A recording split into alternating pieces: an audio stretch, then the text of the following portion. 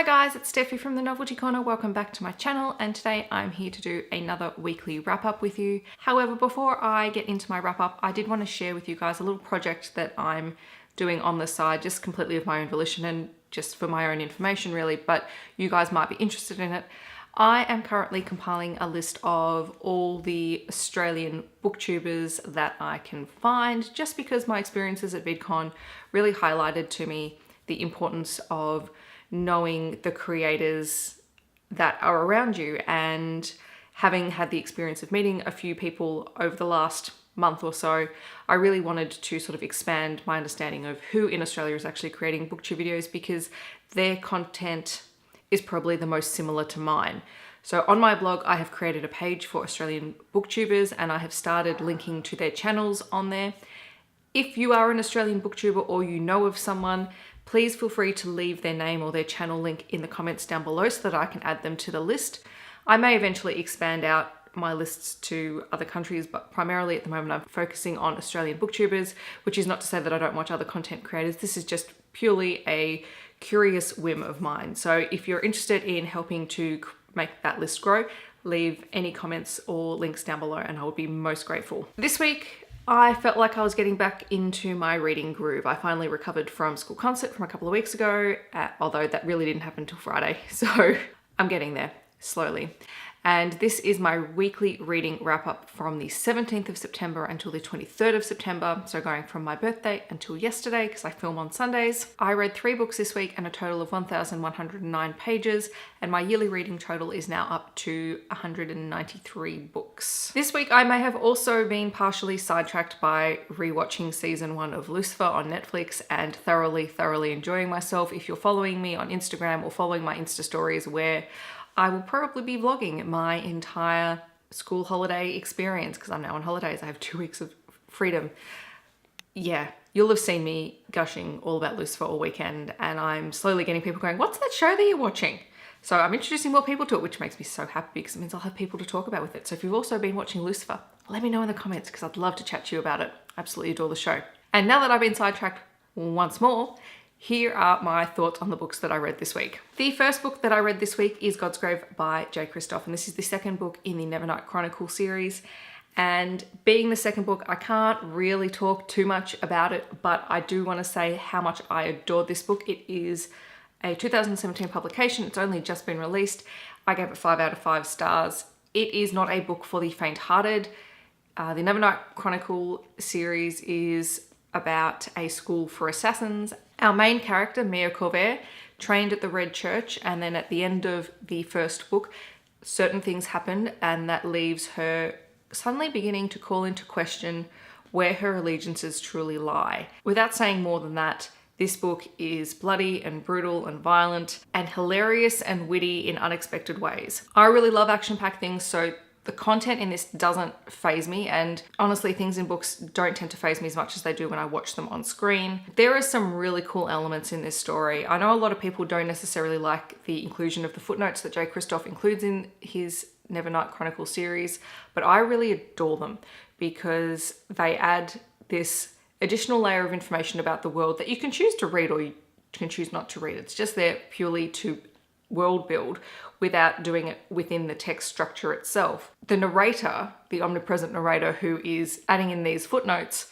is extremely sarcastic, and as someone who can on occasion be extremely sarcastic, I appreciate that kind of humor, and it's quite fun to read. I also really appreciate the 2 demon characters, or I think it's demon characters, Mr. Kindly, who is a shadow cat, and Eclipse, who is a shadow dog or wolf type character. They were just hilarious, and every time they're in a scene, they pretty much steal it because they're just constantly bickering like an old married couple, and it was hilarious and I absolutely adored it. This book has taken the story from the first book into a completely different direction, and I absolutely adored it. I highly recommend it if you are a fan of Nevernight. Definitely pick this up as soon as you can. Once I started reading it, I really didn't want to put it down. The second book I read this week was The Chimes by Anna Smale, and this was published, I think, in 2015. It is a dystopian book. I think that's the closest that I can get to it. It is a dystopian story.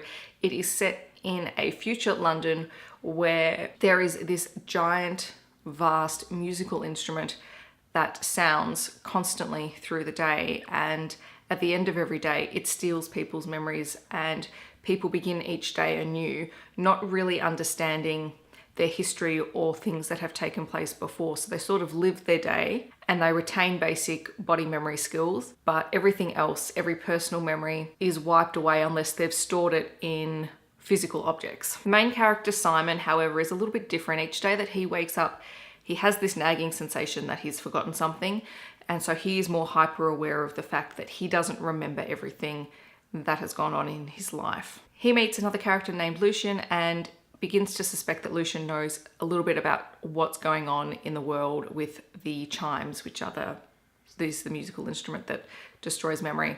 And together they embark on this journey to uncover the truth about the chimes and why they exist and the impact that it has on their society. This is a really strange book. I liked it, and I can't say that I didn't. I did enjoy a lot of the concepts and the ideas.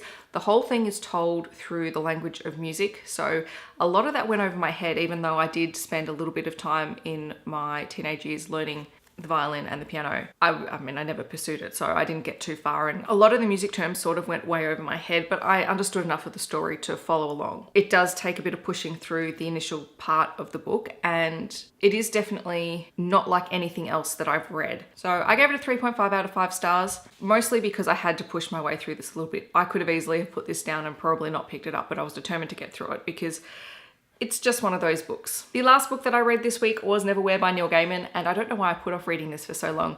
I think I was saying to someone yesterday that Neil Gaiman's books, I know that I like his writing style. I've read a few books by him now. I sort of put off reading them because I get myself into this state where I think, I don't know, I'm going to not like it or I'm not going to understand it, which is stupid because I actually do really like his writing style and I know that.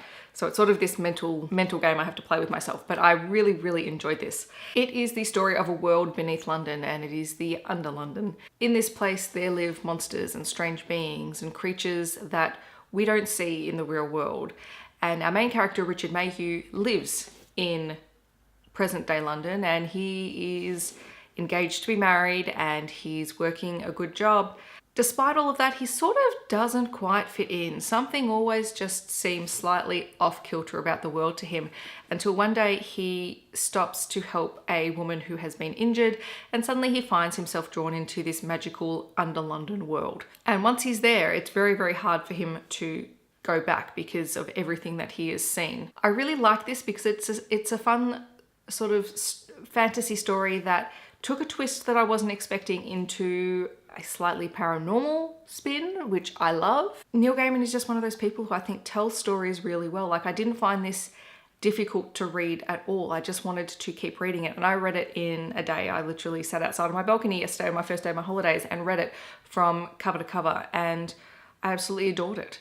So I gave it 4.5 out of 5 stars. This particular edition was published in 2005, although I believe the original text was published in 1996. So this one, I believe, has a whole stack of preferred text from the author. So it's gone through many edits and revisions and things like that. But this is the author's preferred text, which is awesome. So those are the books that I read this week. I'm quite proud of myself because I really enjoyed all of these. In the comments below, let me know what you have been reading this week. I hope that wherever you are in the world, you are having a wonderful day, and I will catch you guys in my next video. Thank you so much for watching. Bye guys.